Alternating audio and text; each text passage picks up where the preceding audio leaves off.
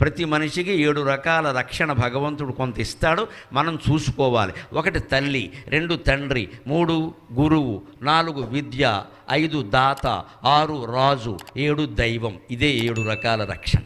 ముందు తల్లి రక్షణ, అది లేకపోతే అనాథ అయినట్టే లెక్క. తండ్రి ఉన్నా కూడా తల్లి పెంపకం వేరు.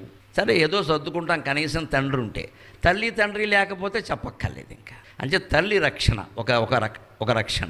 రెండోది తండ్రి. మూడోవాడు గురువు, చదువు చెప్పేటువంటి గురువు. 4వవాడు అతను నేర్చుకున్న విద్య ఆయన బాగా చెప్పాడు, వీడికి రావాలిగా.